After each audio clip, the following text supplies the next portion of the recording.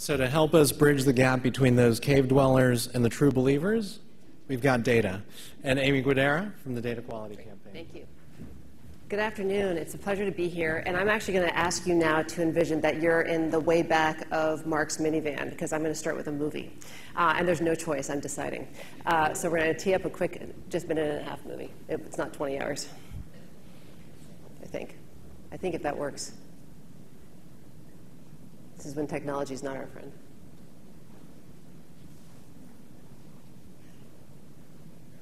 Or I can tap dance, which I'm going to do. Is it good?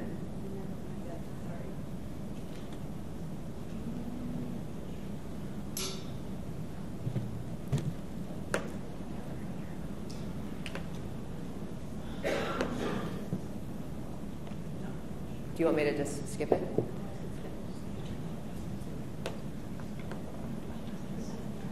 So I'll start talking about the Data Quality Campaign and then tap dance. So DQC is a national advocacy organization, and I had shared with some folks this morning that we actually, this is like coming home for me, because we actually launched the organization here out of a Texas-based organization. And just tell me, tech people, when it's ready. In the back? Yeah. As parents. You got Carol.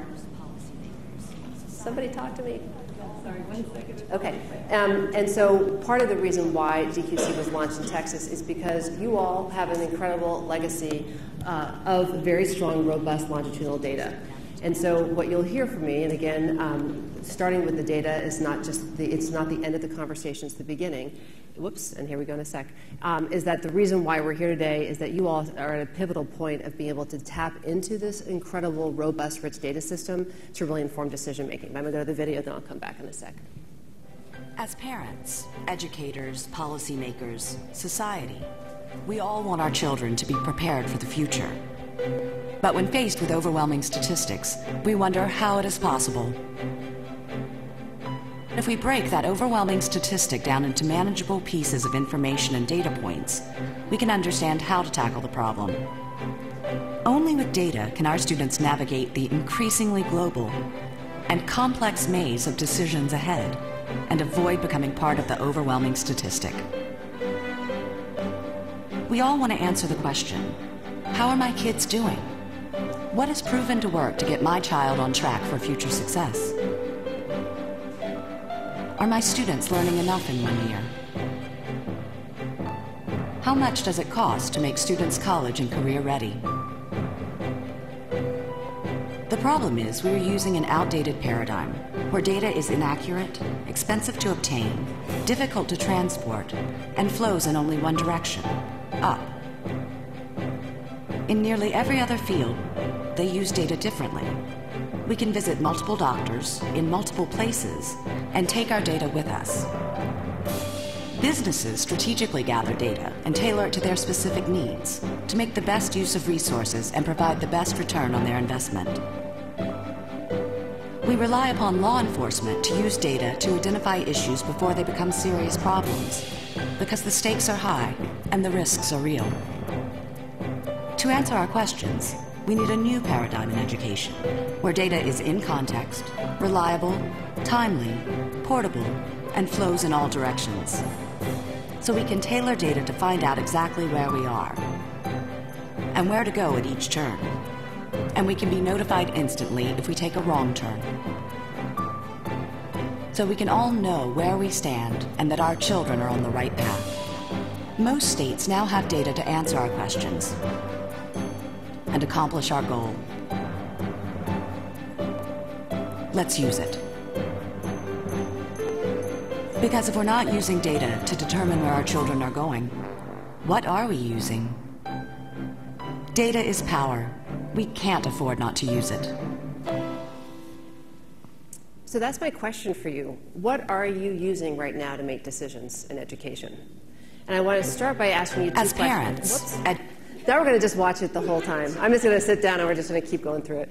So I want you to think about two questions. I want you to think about a decision that you've had to make in your personal life in the last couple months, or one you're wrestling with right now. Just think of, you got one in your mind. And then think about a decision you're making with your professional hat on that has to do with education, whether you're a legislator, whether you're a funder, whether you're a parent, a student, a teacher, an educator. Think about a decision. And I want you, if we had more time, I'd ask you to actually sit in your tables and talk about these. But since we don't, I want you to just think about how you use data and information in that first personal conversation, that personal decision making, and compare that to how you're accessing and using information in education. And Mark's point just made that point incredibly. You know, the example I would give, and Mark and I did not coordinate on this, was when I was taking a road trip with my two daughters out to do Little House on the Prairie. We went out to Minnesota, to Walnut Grove, to the Little House on the Prairie days. And so we were trying to create a very prairie-oriented thing. And I said, okay, let's figure out where we're going to eat. We're not going to eat any fast food joints. We're going to do anything. And much like Mark, it was incredible to think about how we made a decision. We had iPads and iPods and Google Maps, and we had 15 different information sources to make our decision and inform our decision of where we were going to have our local dinner on the road. And you compare that to, as a parent, how I make decisions about those same two girls in the back seat making decisions with a wealth of information at their fingertips, to making decisions about where my kid is going to school, how do I know that they're getting the education they need, and I just don't have that information at my fingertips. And I think that's the conversation that we need to have. We need to change the conversation, as Mark just teed up so beautifully, that we now have the data out there. We now have the technology that we've never had before. And here in Texas, you have the most robust, rich collection of longitudinal data as any state in the nation. You have an incredible supply of data. The real question is, do we have the political will, and do we have the political demand to use this information to inform our decision making? And I would argue that we can't afford not to use this information, because we're not getting where we need to go, because we're so used to making decisions based on anecdote or hunch, because it's just safer that way. It's too much work to look at the data. And what I'm trying to tee up today is that if we start talking about making decisions, and explicitly, my job here is to tee up why using data is so important to the issue of collaboration and collective action, we will never get to where we want to go. We'll never get to those results if we don't change our relationship with data. And this isn't an issue of IT as much as it is one of culture, and involving people changing their relationship, how they value information, how they use it. And so I want you to go back to that question that you have, and when you see when you go back and think about the question you have professionally, how many of you, can you read that? If we can tighten the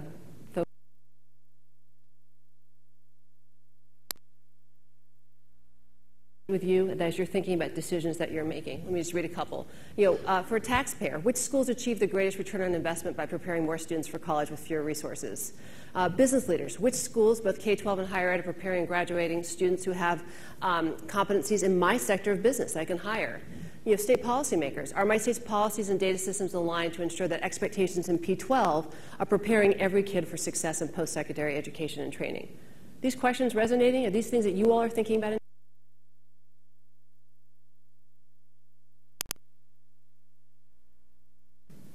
These are the sort of questions that we can have independently. And the news is that Texas, like so many other states right now has the data in place to be able to answer every single one of these questions. And yet I want you to pause and think, can you access the information to answer this question?